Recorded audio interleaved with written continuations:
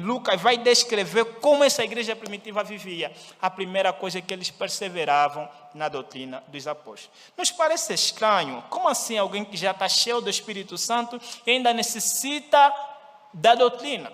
Como assim necessitar da doutrina se nós já estamos cheios do Espírito Santo? O que importa não é estar cheio do Espírito Santo. E o que importa não é nós aprendermos do Espírito Santo, porque devemos nos sentar aos pés dos homens falíveis. Já temos o Espírito Santo, que é Deus. Mas aqui, meus irmãos, nós vemos que a igreja primitiva era diferente. A despeito do Espírito Santo que haviam recebido, eles se sentavam para aprender a doutrina aos pés dos apóstolos. Por quê? Porque o Espírito Santo é o Espírito da verdade. O Espírito Santo e a doutrina não são exclusivas uma da outra. Nós precisamos do Espírito Santo, mas também precisamos da doutrina, pois o Espírito é o Espírito da verdade e a sua missão é nos conduzir à verdade. Por isso, por mais que a igreja estava cheia do Espírito Santo, o Espírito Santo estava sobre a igreja, eles ainda assim se sentavam aos pés dos apóstolos. Por quê? Porque esta era a ação do Espírito Santo. É o Espírito Santo quem lhes conduzia para sentar-se aos pés daqueles que foram vocacionados para este ofício de quê? De instruir eles. Mas esses acontecimentos então se deram após o Pentecostes. Logo após o Pentecostes, é descrito aqui. Eles receberam o Espírito Santo no capítulo 1, como nós vimos. E como evidência de uma igreja cheia do Espírito Santo, eles se sentavam aos pés dos apóstolos para aprender mais sobre a fé cristã.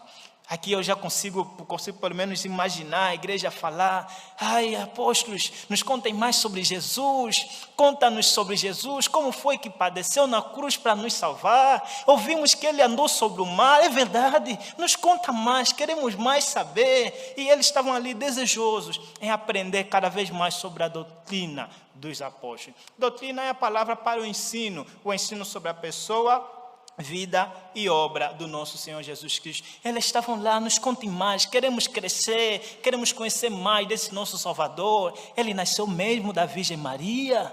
Maria estava mesmo virgem. Nos conta como foi isso aqui, como foi que o nosso Salvador, era uma pessoa com duas naturezas, era homem e Deus, 100% homem, 100% Deus. Como isso funcionava? Me fala mais sobre a cristologia, me fala mais sobre o seu ministério. Como é que ele foi? Como é que ele multiplicou os pães? O que ele fez? O que ele usou? Eles estavam lá desejosos em aprender mais do ensino sobre a pessoa, a vida e a obra do Espírito Santo. John Stott, um pregador do passado, ele comentando esse texto, ele diz o seguinte: poderíamos dizer que naquele dia o Espírito Santo abriu uma escola em Jerusalém. Seus professores eram os apóstolos que Jesus escolhera. E havia mais de 3.000 alunos no jardim de infância. Vemos que esses novos convertidos não estavam se deliciando com uma experiência mística que os levasse a rejeitar a própria mente ou a teologia. O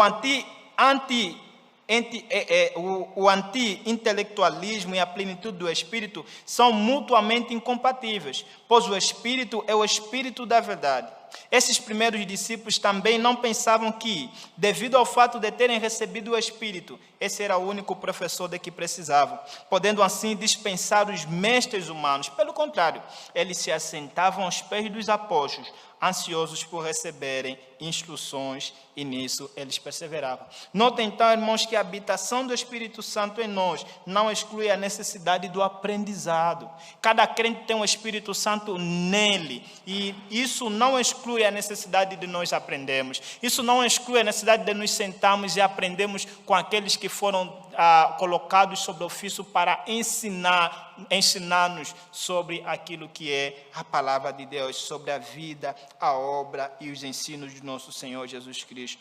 O Espírito Santo e a palavra não são excludentes. Precisamos tanto de uma como de outra. A questão a se fazer nesse momento é: você é alguém cujo Espírito Santo habita em você? Qual é a evidência disso, de que o Espírito Santo habita em você? Veja, a evidência de que o Espírito Santo habita em nós não é falar em línguas estranhas como presumem os pentecostais, mas sim a fome de aprender mais da palavra de Deus. A evidência de que alguém tem o Espírito Santo, de que o Espírito Santo habita nele, é o ato de perseverar na doutrina dos apóstolos, de sentar-se, desejar cada vez mais aprender sobre a palavra do Senhor. Essa é a evidência. Você tem o Espírito Santo sobre a tua vida, você deseja cada vez mais aprender?